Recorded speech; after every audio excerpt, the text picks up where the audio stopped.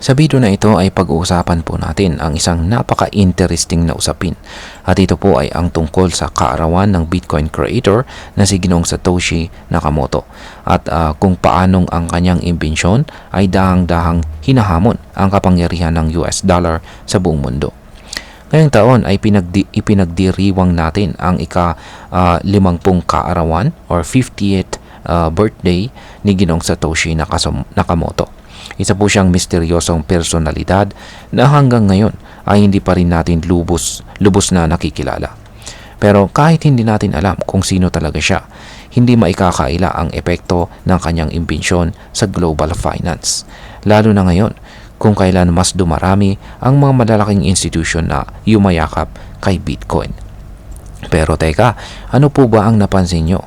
April 5 ang birthday ni Ginoong Satoshi Nakamoto at may malalim itong koneksyon sa kasaysayan ng Amerika at sa kontrol ng gobyerno sa pera ng mga tao. Kaya, yan, gusto po ninyong malaman kung bakit? Yan po ang siyang ating pag-uusapan sa video na ito.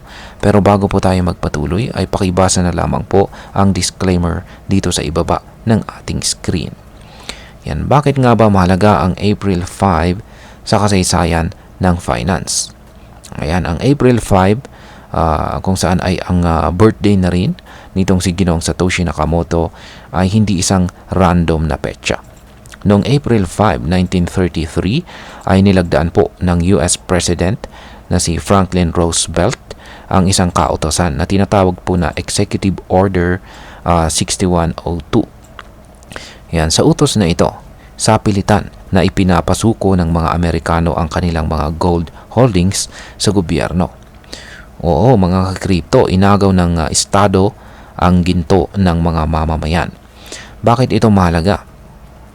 Kasi dito natin makikita ang kauna-unahang malaking hakbang ng gobyerno para magkaroon ng ganap na kontrol sa pera.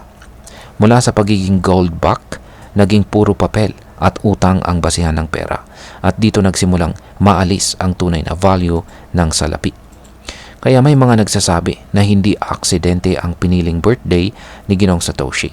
Maring sinadya po niyang gawing simbolo ng monetary freedom ang petsang ito bilang paninindigan laban sa centralized control ng gobyerno sa pera ng tao. Ngayon ay ano po ang koneksyon ni Bitcoin sa kasalukuyang problema ng global economy? Sa panahon natin ngayon, ang mundo ay dumaranas ng matinding problema sa inflation, utang at paghina ng mga fiat currencies gaya po ng US dollar. Ang solusyon daw ng mga central banks ay mag-imprinta ng mas maraming pera. Pero sa tuwing ginagawa nila ito, bumababa ang halaga ng pera at lumalala ang kahirapan. Dito po pumapasok si Bitcoin. Si Bitcoin ay may fixed supply. Meron lamang po itong 21 million na umiikot sa buong mundo. Yan, 21 million na supply ang siyang nasa sirkulasyon. Ito po ay pwedeng dagdagan kaya hindi po ito pwedeng dagdagan kaya hindi ito susceptible sa inflation. Bukod pa rito ay decentralized po ito. Ibig sabihin ay walang sino mang government or institution ang may control dito. Kaya habang naghahanap po ang mga tao ng alternatibo sa fiat money, unti-unti pong tumataas ang tiwala dito kay Bitcoin. Sa ganitong sitwasyon ay nagkakaroon ng revolusyon sa paraan sa pagtingin natin sa pera. Ngayon ay sino-sino naman po ang mga institusyong sumusuporta ngayon dito kay Bitcoin. Noong una ay tingin ng karamihan kay Bitcoin ay isang uri ng speculative asset. Pero ngayon malalaking kumpanya at personalidad na mismo ang nagsasabi na ito ay isang store of value. Si Ginoong Michael Saylor, siya po ang CEO ng MicroStrategy, ay isa po sa pinakamasugid na taga-suporta ni Bitcoin. Ang kanilang kumpanya ay meron na po silang hawak na mahigit 500,000 na Bitcoin. Isipin mo yon, bilyong-bilyong dolyar ang halaga. At ayon sa kanya, si Bitcoin ay mas superior kaysa sa US dollar sa long term. Hindi lang siya, pati na rin si Ginoong Larry Fink. Siya naman po ang CEO ng BlackRock, ang pinakamalaking asset manager sa buong mundo. At siya po ay nagsabing maaaring maging competitor ng US dollar itong si Bitcoin. Kaya sa kanyang sulat, binanggit niya ang panganib na dala ng utang at inflation ng Amerika. Kapag ang mga institusyong ito ay nagsimulang maglagak ng milyong-milyong dolyar sa crypto, malinaw na hindi na ito basta hype. Ito na ang bagong financial reality. Ngayon ay ano naman ang sinasabi ng mga eksperto tulad ni Ginoong Robert Kiyosaki kay Bitcoin. Ngayon, dito naman po tayo kay Ginoong Robert Kiyosaki. Ayan, kung kilala po ninyo itong si Ginoong Robert Kiyosaki, siya po ang author ng sikat na librong Rich Dad Poor Dad. At matagal na po siyang nagsasabi na dapat tayong mag-invest sa gold at saka silver para protektahan ang ating yaman sa panahon ng economic crisis. Ngayon ay sinasabi rin niya na si Bitcoin ay kabilang na rin sa mga safe haven assets. Ayon sa kanya, dahil patuloy po ang pag-imprinta ng pera ng US Federal Reserve, malapit nang mawalan ng halaga ang US dollar. Kaya ang mga taong may hawak ng Bitcoin ay may paraan para protektahan ang kanilang purchasing power. Para kay Ginoong Kiyosaki, si Bitcoin ay hindi lamang po teknolohiya. Ito ay isang uri ng protesta laban sa bulok na sistema ng pera ngayon. Ngayon ay pwede pa talagang palitan ng Bitcoin ang US dollar? Napakahirap pong sagutin ng direkta ito, pero malinaw, unti-unti nang nagbabago ang pananaw ng mundo. Ang dating tinatawag na digital gold ay maaaring maging bagong global reserve asset. Hindi ito nangangahulugang bukas ay mawawala na ang dollar. Pero sa mga darating na taon, maaaring makakita tayo ng dual system kung saan ay parehong ginagamit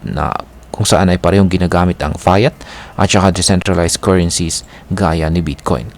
At dahil po sa blockchain transparency at saka deflationary design ng Bitcoin, mas marami ang nagiging kampante sa paggamit nito.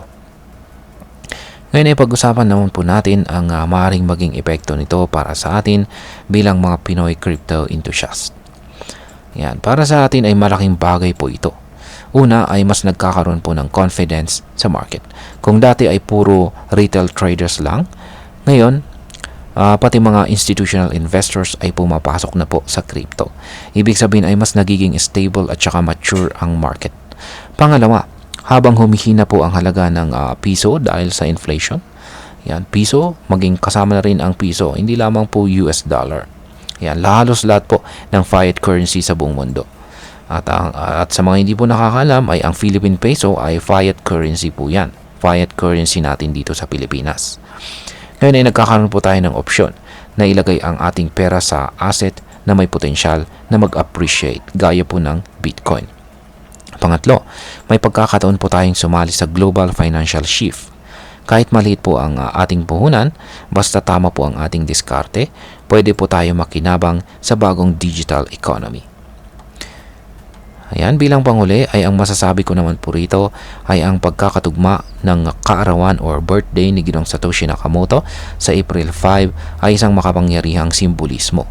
Isa po itong paalala na ang kontrol sa pera ay hindi dapat nakasentro lamang sa isang gobyerno or institution. Sa isang mundo na palaging nag-iimprinta ng pera, si Bitcoin ay paalala ng limitasyon, transparency at saka kalayaan. Hindi man natin alam kung sino si Ginoong Satoshi, alam natin kung ano po ang iniwan niya sa atin. Isang oportunidad na baguhin ang sistema at magkaroon ng tunay na financial empowerment. Ang tanong ngayon ay, handa ba tayong yakapin ang pagbabagong ito? At ayan, hanggang dito na lamang po tayo sa video na ito mga ka-crypto.